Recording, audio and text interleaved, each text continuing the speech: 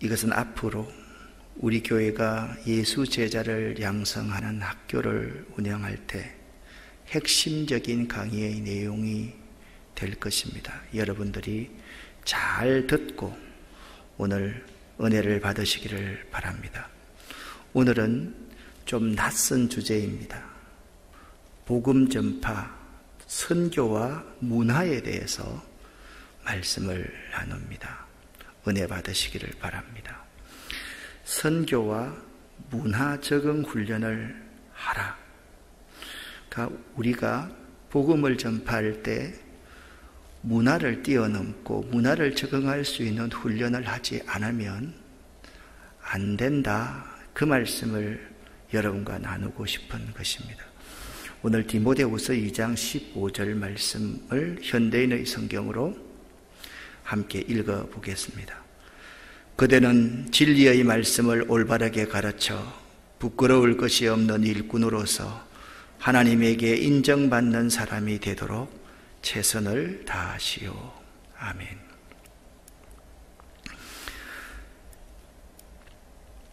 이 세상은 갈목할 만한 글로벌화와 세계화, 현대화라는 것을 통해서 그리고 문화지상주의라는 슬로건을 통해서 이미 모든 대중매체를 장악하고 시청자들을 확보하고 장악했습니다. 모든 프로그램의 진행이 어떻게 하면 시청률을 높일 것인가? 어떻게 하면 많은 사람이 구독하고 좋아요를 누를 것인가? 이것이 이 세상 모든 문화의 중심이 되어 있습니다. 세상이 줄 수 있는 최고의 것들로 사람들의 필요를 바꾸고 조정할 만큼 이 세상은 문화지상국을 만들었고 또한 만들어가고 있습니다.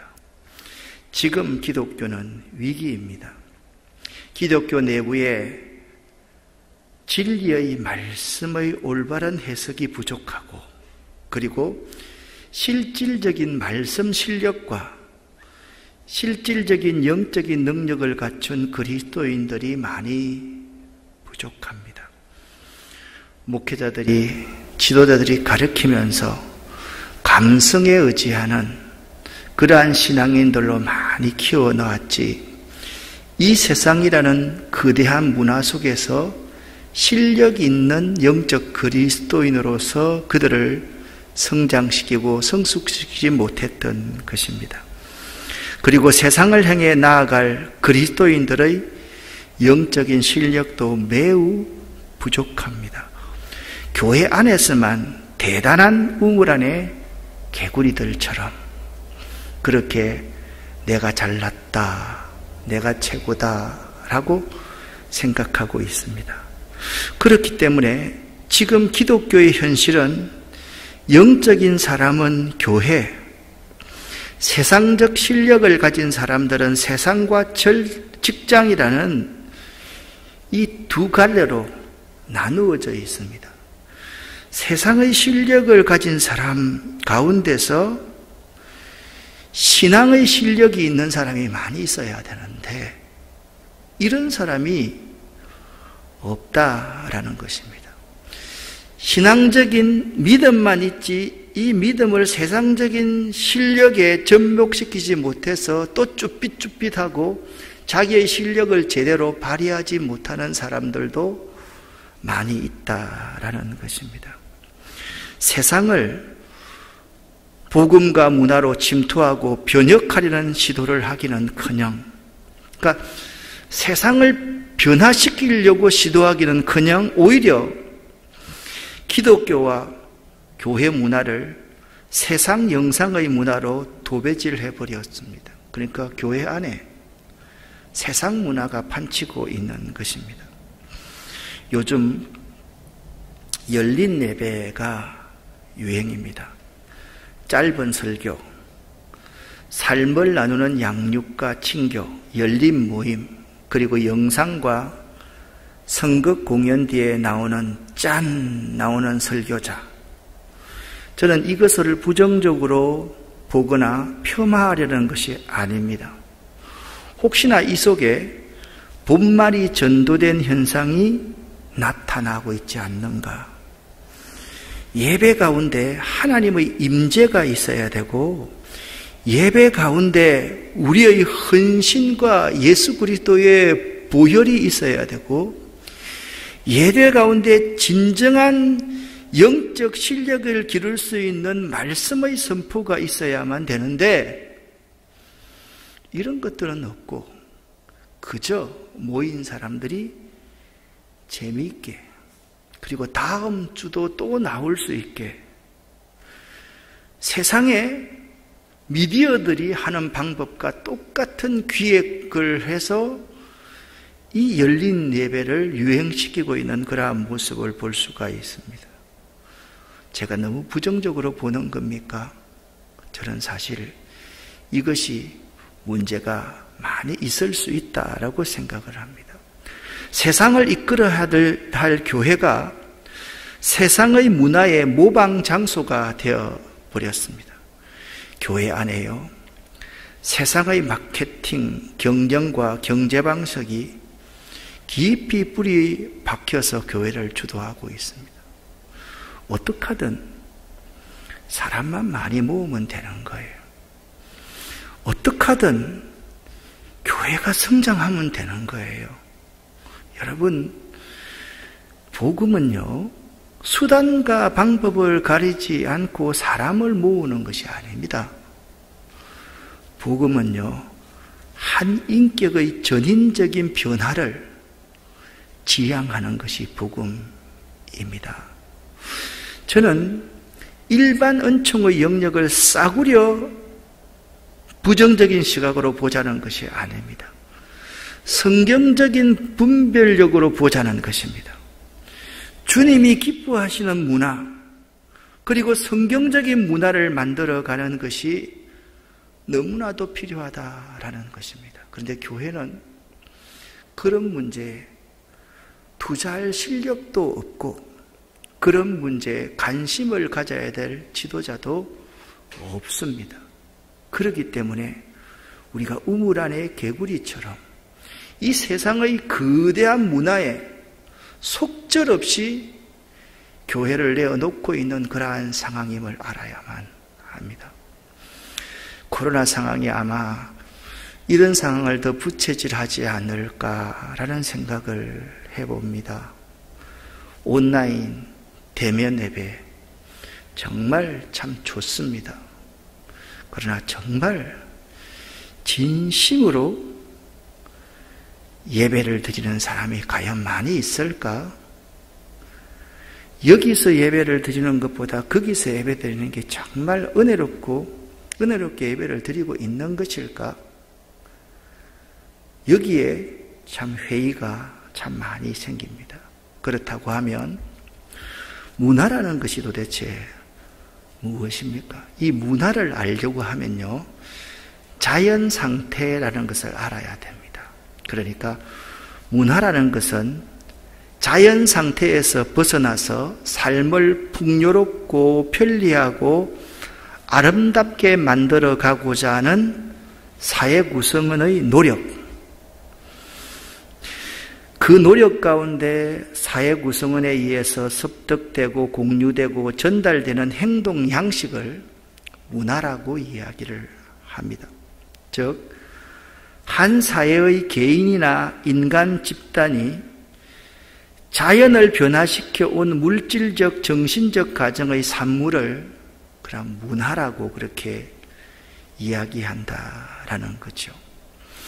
우리가 생활하는 가운데 문화의 범주에 들어가지 않는 것이 거의 없습니다. 공연 문화, 청소년 문화, 장년 문화, 모두가 다 문화입니다. 각종 미디어, 프로그램, 그리고 모든 콘텐츠들을 통해서 우리 속에 침투해 있는 것들이 다 문화인 것입니다. 왜냐하면 인간은요, 자연 상태에서 벗어나려고 하는 본성을 가지고 있는 동시에 원시적인 그런 상태에서 좀 더 편리하고 행복하게 가려고 하는 본성이 인간에게 있습니다. 그런데 요즘에 사람들 가운데 자연에 들어가서 자연에 돌아가려고 하는 시도, 그런 시도도 가지고 있는 것이 인간이거든요. 이게 문화 때문에 그런 거예요. 이 자연의 상태에서 벗어나서 좀 더 행복하고 윤택한 삶을 살기 위해서, 편리한 문명적인 이기를 누리기 위해서 문화 콘텐츠들을 많이 개발하고 사람들에게 공연하고 보여주고 또 사람들을 동원하고, 이런 것들도 매우 필요하지요. 그런데 이 문화 가운데서 지쳐서 다시 나는 자연이다, 또 차를 타고 부부가 함께 여행한다든지 다시 시골에 가서 살고 싶다든지, 이렇게 자연으로 돌아가려는 본성도 가지고 있는 것입니다. 그러면 문화에 대해서 간략하게 정의를 했습니다. 이 문화와 이 복음 전파가 매우 관계가 있다라는 사실을 알아야만 됩니다. 복음 전파가 무엇이냐? 입을 열어 하나님 나라의 비밀과 복음을 다른 사람에게, 세상 열방에게 알리는 것이 복음 전파입니다. 허버트 케인이라는 사람은 이렇게 말했습니다. 복음을 전파한다는 것은 성령의 능력 안에서 예수 그리스도를 전파하여 사람들로 하여금 예수 그리스도를 통해서 하나님을 믿도록 하고 예수 그리스도를 그들의 구주로 받아들이도록 하며 그의 교회의 친교 속에서 예수 그리스도를 그들의 왕으로 섬기도록 하는 이다 라고 말했습니다. 1984년 로잔 세계 복음 전도 대회에서 이 복음 전파에 대해서 이렇게 정의를 했습니다. 복음을 전파한다는 것은 예수 그리스도께서 우리의 죄를 위해 죽으시고 또 성경에 따라 죽은 자 가운데서 살아나셨으며 이제는 통치하시는 주님으로서 모든 죄에 대한 용서와 자유롭게 하는 성령의 은사를 믿고 회개하는 자들에게 주시는 좋은 소식, 굿 뉴스를 전하는 일이다 라고 정의했습니다. 우리가 너무나도 잘 알고 있는 정의입니다. 입을 열어서 하나님 나라의 비밀과 그 사람에게 굿 뉴스가 될 만한 것을 전거하는 것, 모든 열방에게 구원을 얻을 만한 굿 뉴스를 전거하는 것, 그것이 복음 전파입니다. 이 복음 전파의 의원적인 의미를 한번 살펴보겠습니다. 복음을 전하다라는 유한겔리제다이라는 단어는 신약에 52번 사용됩니다. 이 복음을 전하다라는 말은 전쟁터에서 성전보를 가져와서 알리다라는 뜻입니다. 이는 죄로부터의 해방을 선포한다는 의미로 예수 그리스도께서 해방시켜 주셨음을 알리고 선포하는 행위입니다. 그리고 선포한다라는 캐리그마라는 이 단어는 신약에 61번 사용되었습니다.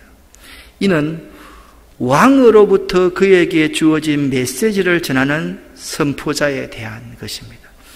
그러니까 복음을 선포한다는 것은 왕 중에 왕이신 그분으로부터 권위를 위임받아서 그에게 주어진 메시지를 전하는 선포자에 대한 것입니다.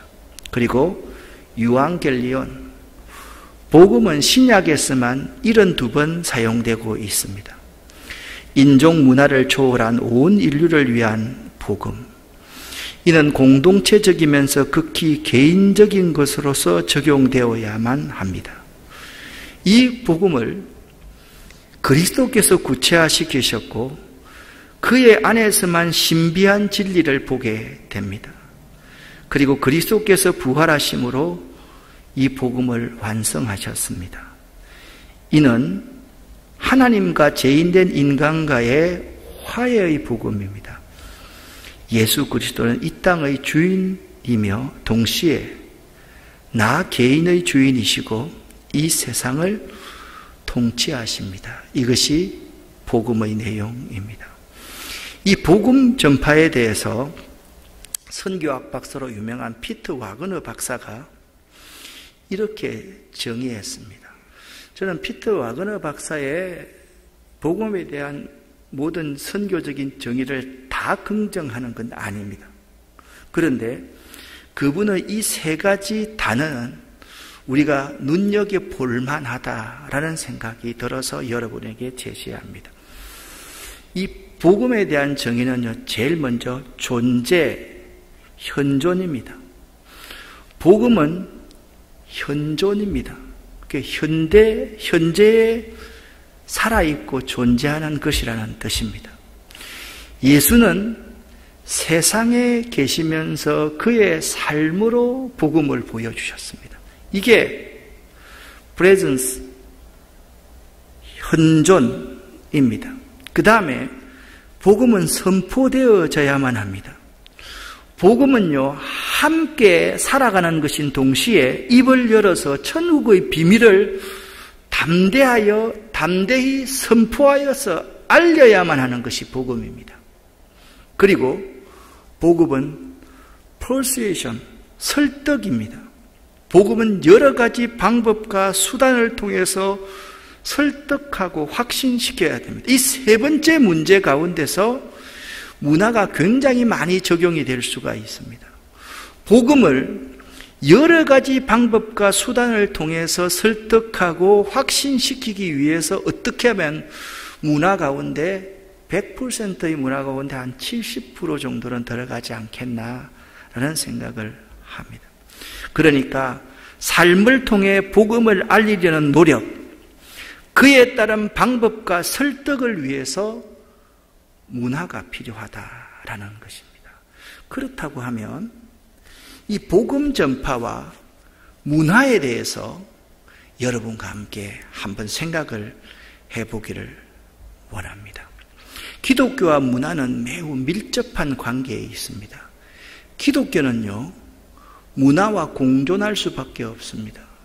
문화가 없는 이 세상 가운데서 어떻게 보면 기독교가 문화의 창조 역할을 했습니다. 문화를 만드는 역할을 엄청나게 많이 했습니다. 그렇다면 이러한 문화에 대해 기독교가 어떻게 적응하고 대처해 나가느냐는 것은 복음 전파에 의해서 매우 중요한 문제입니다.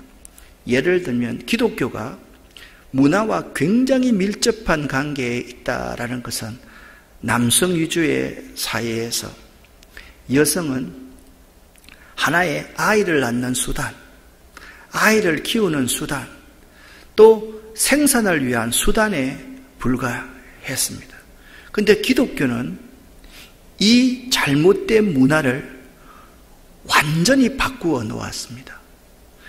여성은 남성을 위한 도구, 이 공동체를 위한 도구가 아니라 이 세상을 새롭게 할 수 있는 주체임을 기독교가 바꾸어 놓을 수 있었던 것입니다.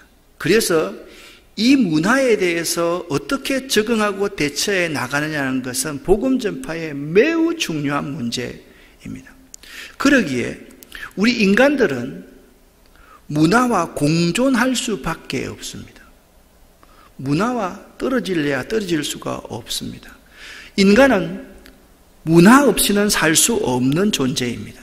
그래서 문화를요, 제2의 자연이다, 제2의 환경이라고도 합니다. 그러니까 제2의 자연, 제2의 환경 이 자체가 문화라는 것이에요. 인간은 태어날 때부터 문화의 영향 아래서 사회문화적인 경향을 가집니다. 그러면 여러분과 함께 문화에 대한 정의를 한번 내려보겠습니다.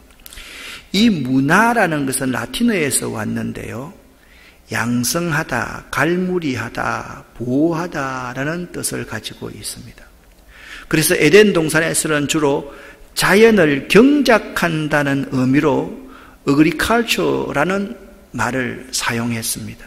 즉 문화라는 말은 처음에 인간이 땅을 인간의 필요에 따라서 변혁시키며 활용하는 것을 의미했습니다.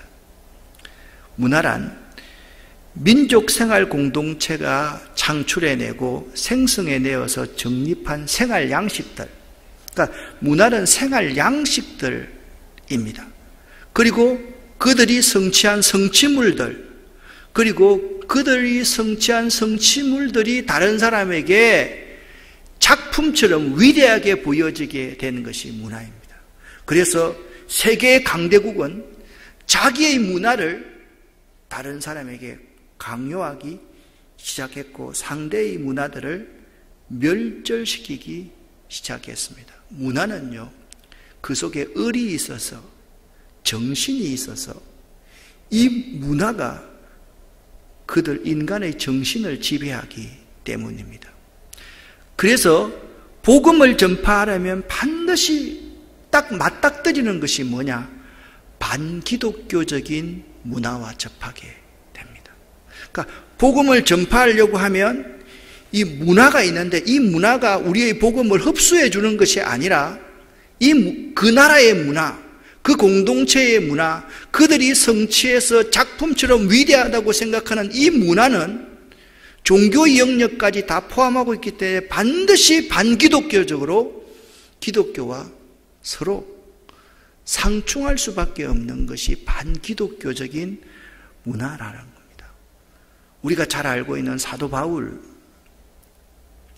이 사도 바울은요, 사도행전 17장 16절 17절 말씀을 보면 바울이 아덴이라는 곳에서 그들을 기다리다가 그 성에 우상이 가득한 것을 보고, 이 우상도 일종의 그 민족적인 한민족적인 문화 가운데 하나거든요.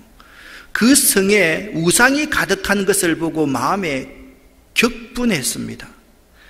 회당에서는 유대인과 경건한 사람들과 또 저작거리에서는 날마다 만나는 사람들과 변론했다, 그렇게 말씀합니다. 그래서 바울 사도가요, 사도행전 17장의 이 아덴에서의 전도는 이 변론을 하다 보니까 이 반기독교적인 문화를 가진 사람과 변론하니까 이겨도 이 사람들이 복음에 굴복할 수가 없었습니다. 그래서 아덴에서의 전도의 결실은 아주 적었다라고 생각을 합니다.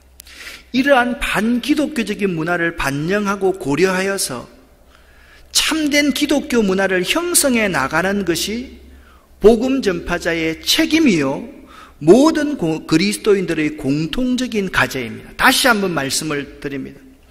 이 반기독적인 문화를 대항해서 깨버리는 것이 아닙니다. 이 반기독교적인 문화 가운데 복음이 들어가서 그들의 반기독교적인 그러한 문화를 긍정할 것은 긍정하고 인정할 것은 인정하고 또한 바꾸어야 될 것은 바꾸어 가서 참된 기독교적인 문화를 형성해 나가는 것이 그리스도인의 책임이요, 복음 전파자의 책임이요, 우리 그리스도인들의 공통된 과제라는 겁니다. 이해가 되십니까? 복음을 전하려고 하면 반드시 문화를 뛰어넘지 않으면 복음을 전파할 수가 없거든요. 왜? 민족과 족속과 열방들을 향해서 땅끝까지 복음이 나아가야만 할 터인데 이 복음이 그들의 반기독교적인 문화와 상충될 때 어떻게 그들의 문화를 반영하고 고려하여서 참 기독교 문화를 형성해 나갈 것인가? 그걸 잘 하였던 복음 전파자, 그 공동체는 그 민족을 온전히 기독교의 나라로, 그리스도인으로 변화시킬 수 있었지만 그렇지 않은 사람들은 그 문화 공동체에서 추방되고 그것으로 말미암아 엄청난 갈등을, 피해를 가져다 주었던 것을 볼 수가 있는 것입니다. 그러니까 여러분, 문화를 접하는 세 가지 모델이 있습니다. 첫 번째는 저항 및 분리의 모델입니다. 지금 코로나19 시대에 우리 그리스도인들이 참 많이 헷갈릴 겁니다. 도대체 Back to the Jerusalem이라고 말하는 이 열방 선교센터라는 게 뭔가? 인터콥 최바울이라는 사람이 뭔가? 도대체 저 사람들은 뭐 하는 사람들인가? 세계로 교회의 손현보 목사라는 사람은 어떤 사람인가? 전강원 목사라는 사람은 어떤 사람인가? 여기 우리가 문화에 대한 이해를 잘못 이해하기 때문에 사실 이러한 교회와 이러한 공동체들이 나올 수밖에 없는 거죠. 이들은요, 자기들 나름대로는 굉장히 보수적인 집단이라고 이야기를 합니다. 그래서 이 문화에 대해서 저항하고 완전히 우리가 거룩해야 된다, 분리되어야 된다라고 생각하는 모델인 것이죠. 이들은요, 이 사회 속에 잘 적응을 하지를 못하는 그런 무리입니다. 두 번째, 문화를 접하는 또 하나의 모델은 동일시의 모델입니다. 사회운동가들입니다. 외국인 운동을 하고 있는 그러한 사람입니다. 통일선교운동을 하고 있는 그러한 사람입니다. 가난하고 불쌍한 사람들과 함께 동고동락하면서 그들을 위해서 함께 살아가자고 주장하는 사람들, 이런 사람은 그래, 다른 문화와 우리 문화가 별 다를 거 없어. 그냥 그 받아들이고 수용하면서 복음을 전해야 돼. 그렇게 이 문화를 동일시하는 모델들이 있습니다. 굉장히 진보적인 그러한 사람들이라고 말씀을 드릴 수가 있습니다. 그리고 문화를 접하는 세 번째의 모델은 변혁적인 모델입니다. 이 변혁적인 모델은요, 항상 이 보수적인 차원과 진보적인 차원, 적응을 잘 못하고 항상 우리만 거룩하다라고 분리하려고 하고, 아니다, 거룩이라는 게 그들과 어우러지는 것이다 라고 생각하는 이 두 가지를 조화시키려는 것이 변혁적인 모델입니다. 여기 변혁적인 모델에서 가장 중요한 것은요, 조화가 중요한 것이죠. 조화도 중요하지만 새로운 대안이 제시되지 않으면 이 변혁적인 모델은 모델로서의 의미가 없습니다. 새로운 것을 위해서 새로운 것들을 추구해 나가는 거죠. 이 새로운 대안을 제시하지 못하는 이 변혁적인 모델은 잘못하면 이것도 아니고 저것도 아니라서 아주 비겁한 그리스도인의 모델이 될 수가 있습니다. 이해가 되시죠? 그죠?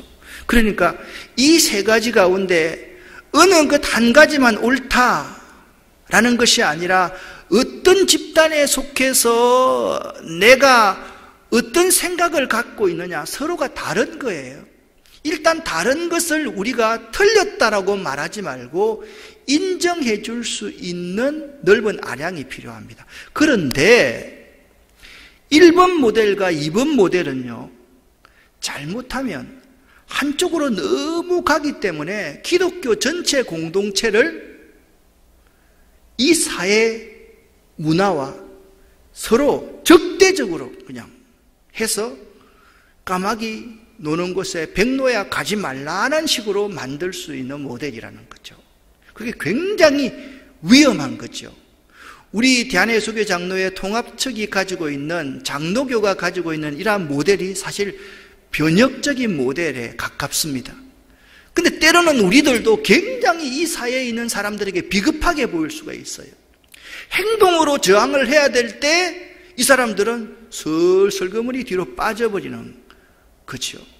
그들과 함께 생활해야 될 때, 반항해야 될 때 반항하지 않고 또 슬그머니 빠져버리는 그러한 비겁한 공동체가 될 수 있다라는 사실을 알아야만 합니다. 여러분, 우리는 이 성경이 우리에게 가르치는 것은 되도록이면 조화를 시킬 수 있어야 돼요. 이럴 때는요, 비둘기같이 순결하게, 뱀같이 지혜롭게 할 수 있어야 돼요. 여러분, 이 세상에 사람들의 마음을 얻기 위해서 존재하는 것이 아니지만 세상 사람들에게 마음을 잃어버려서는 복음 전파가 안 되는 거예요. 초대교회는요, 그리스도인들 한 사람 한 사람들이 가장 가장 중요하게 생각했던 게 복음의 진수를 어떻게 전할 것인가였습니다. 그런데 이 초대교회 그리스도인들의 특징은요, 세상 사람들의 인심을 잃어버리지 않았다는 거예요. 민심을 얻었다는 거예요. 저 사람들 저렇게 지독하게 예수를 위해서 불구덩이라도 들어가서 사자에게 물려서라도 죽는데 저들은 진리를 위해서 저렇게 하는 거야. 그게 있잖아요. 확 다가왔습니다. 말씀드렸지 않습니까? 세상이 온통 전염병으로 다 죽어가고 피하고 도망하고 요양처로 가고 있을 때 그리스도인들은요, 그들을 끌어안고 그들에게 물을 먹이고 그들에게 양식을 먹이고 그들을 섬겼습니다. 때로는 그들과 함께 죽어갔던 사람들이 그렇게 많았습니다. 그 어려움이 끝나고 나니까 그들의 그 삶, 그들이 살았던 그 예수 정신과 같은 삶이 있잖아요. 복음의 능력이 되어서 이 세상을 변혁시키는 아름다운 문화를 만들어 갔던 것이죠. 여러분, 이 복음이 전파되는 곳에 반드시 반기독교적인 문화가 있다라고 그랬습니다. 그래서 복음 전파에는요, 반드시 문화 충격이 있게 마련입니다. 우리가 복음을 전하다 보면 주변 환경의 문제에 대해서 적응하지 못하고 관인 반응을 하는 것을 보게 됩니다. 이것은 문화의 이질감에서 오는 정신적, 정서적, 신체적인 충격을 말합니다. 이를 이해하고 훈련함으로써 극복하여 복음을 전하는 것이 우리 믿는 사람들의 중요한 과제입니다. 그러니까 문화의 이질감에서 오는 충격이 있습니다. 그 충격은요, 우리가 거부할 수가 없어요.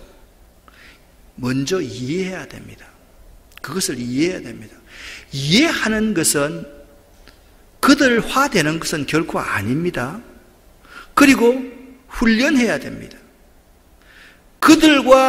그들이 살고 있는 그 문화 속에서 우리가 살아갈 수밖에 없지만 우리는 복음의 정신으로, 예수의 정신으로, 예수가 우리에게 가르쳐 주신 먹고 입고 자는 모든 문화의 방법으로 우리를 훈련하여서 그 이질적인 문화를 극복해야만 되는 거예요.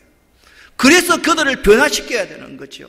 그것이 복음 전파하는 우리에게 매우 필요한 요소라는 것입니다. 문화 충격의 요소는요, 다음과 같은 상황일 때 거의 빠짐없이 발생합니다. 잘 기억을 하십시오. 첫 번째, 타 문화권에 들어가면 반드시 문화 충격은 일어나게 되어 있습니다. 기독교가 불교 문화권에, 힌두 문화권에, 이슬람 문화권에, 유교 문화권에 들어가면 반드시 뭐가 일어난다? 문화 충격이 일어날 수밖에 없다. 이를 잘 뭐하고? 이해하고 훈련하여서 극복해 나가야 된다. 다시 한번 이해하고 뭐요? 훈련하고 이를 잘 어떻게 극복해 나가야 된다. 다시 한번 따라합시다. 이해하고 훈련하고 극복해 나가야만 한다. 그래서 대안을 제시해야 되는 거죠. 이게 굉장히 중요한 거죠. 타 문화권에 들어가면 반드시 문화 충격은 일어난다. 그리고 두 번째, 사회적, 문명적 수준이 높은 곳에서 낮은 곳으로 가면 반드시 문화 충격이 일어날 수밖에 없다. 우리 근사님, 집사님 세대, 우리들 세대는 선교를 갈 때 있잖아요. 화장실, 푸세식 화장실 괜찮죠? 안 돼요? 아무 문제 없어요. 그런데요, 지금 저 샤로니 세대에는 푸세식 화장실에 가서 복음을 전하라 이렇게 말합니다. 때려 죽여도 거기는 못 들어갑니다. 이게 우리가 사회적, 문명적 수준이 높은 곳에서 낮은 곳으로 가면 문화 충격이 일어날 수밖에 없습니다. 세 번째, 자신의 익숙한 습관과 관습에 맞지 않을 때, 특별히 예수 믿는 사람들은요, 정말 익숙한 습관과 간섭이 많이 있어요. 교인들 이렇게 보면 저 이런 말 합니다. 목사님은 제가 왔는지 안 왔는지 어떻게 잘 기억하세요? 이 사람들이요, 앉는 그 익숙한 자리가 딱 있어요. 주로 거기 앉는다니까요. 그렇잖아요. 지금 여기 앉아있는 분들이요, 거의 수요일 오면 이 자리에 앉아요. 그래서 저는 그 자리만 딱 보면, 아, 누가 안 왔네. 외우기가 참 쉬운 거예요. 그래서 익숙한 습관과 간섭에 맞지 않을 때 문화 충격이 일어나는 거예요. 어떤 권사님들은요, 여기 젊은 사람들이 자기 자리에 앉아있으면, 자네, 비켜. 이 내 자리야. 젊은 사람들은 그분은 거기 앉아야지 안정되고 좋은 거야. 그건 나쁜 게 아니에요. 근데 젊은 사람들은 이게 뭐 지교회냐? 서로 이 문화적으로 참 안 맞을 수가 있는 거죠. 그 다음에 기후가 다르면요, 문화 충격의 주 원인일 수가 있습니다. 아주 덥거나 아주 춥거나 우리하고 전혀 안 받으면 엄청난 문화 충격이 옵니다. 여러분, 기후가 달라서요, 정신적으로 우울증에 빠져서 돌아오는 그런 사람들이 참 많습니다. 특별히 습하고 우중충한 그런 분위기 때문에 문화 충격이 일어나는 경우가 참으로 많습니다. 5번째, 언어입니다. 소통의 부재는 문화 충격을 강하게 줍니다. 내가 갑자기 말을 못하는 사람이 되는 거예요. 내가 꼭 바보가 된 기분인 거예요. 그리고 나이가 많을수록 문화 충격이 매우 큽니다. 가난과 질병과 풍토병과 위생시설들의 불편함이 문화 충격을 줍니다. 지금까지는 여기만 했는데 한 가지 더 제가 추가했습니다. 위기 상황에 대한 준비하지 못함이나 잘못된 대처가 문화 충격을 줍니다. 요 근래 제가 들었습니다. 모 선교지에서 한 선교사님은 코로나에 걸려서 돌아가셨습니다. 근데 한 선교사님은 지원교회가 잘 되고 조금 이름이 더 있어서 한국으로는 비행기를 그 교회에서 대절해 주어서 있잖아요.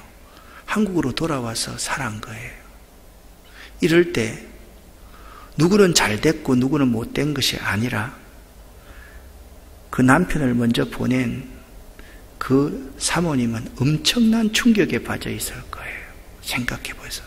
나도 저런 교회 지원을 받았다고 하면 남편을 살릴 수도 있었을 건데, 지금 코로나19와 같은 이런 우리가 전혀 예견하지 못했던, 물론 전혀 예견하지 못한 건 아니지만 이러한 위기 상황에 대한 준비를 하지 못하거나 잘못된 대처가 우리에게 큰 문화 충격을 줍니다.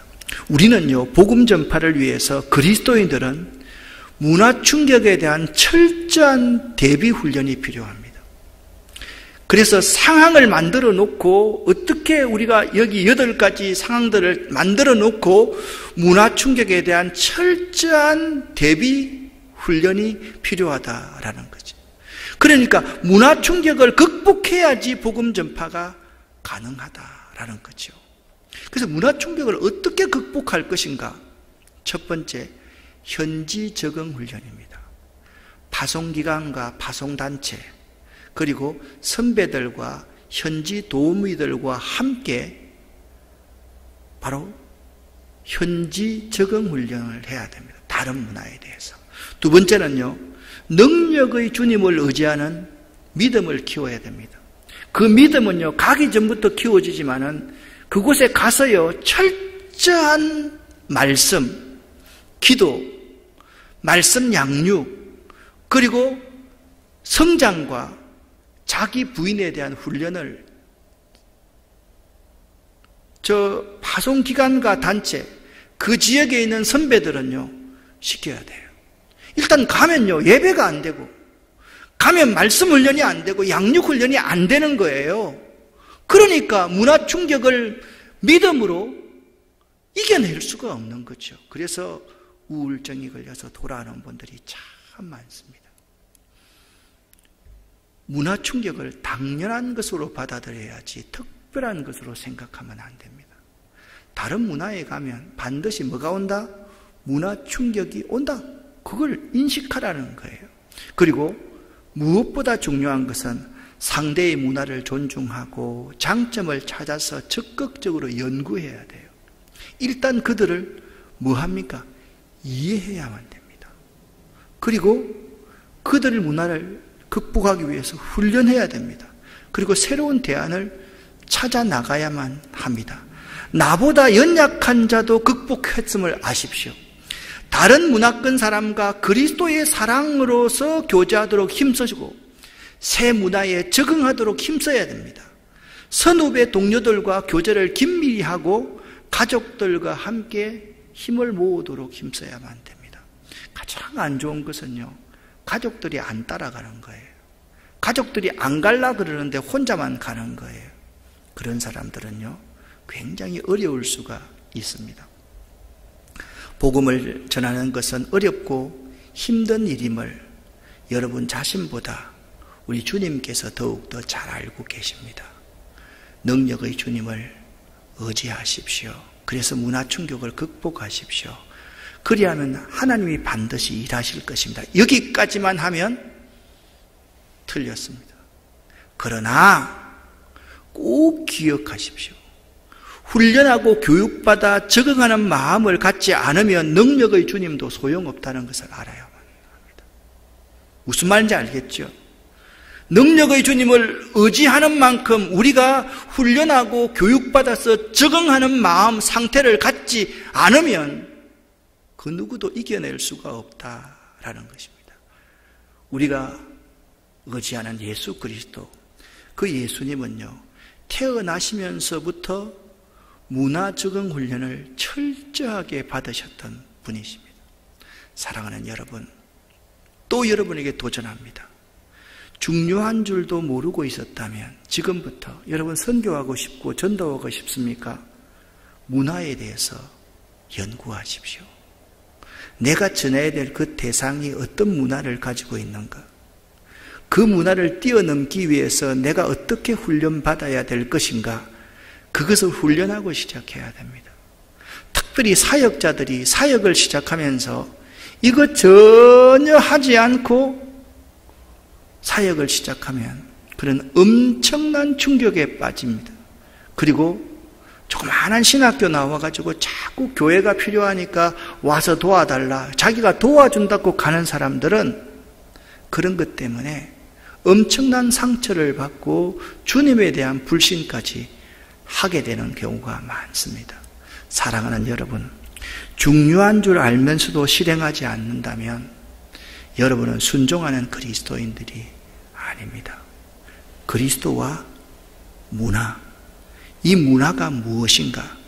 반기독교적인 문화가 우리와 어떤 상관이 있는 것인가?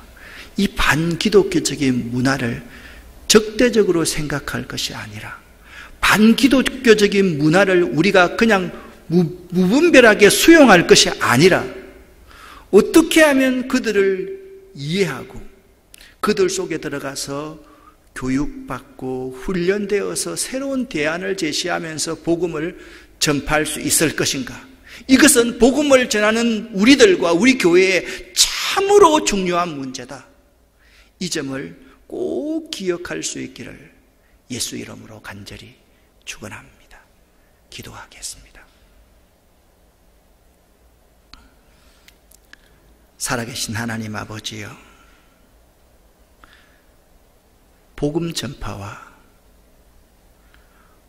문화에 대해서, 문화 충격에 대해서 저희들이 이 시간 생각해 보았습니다.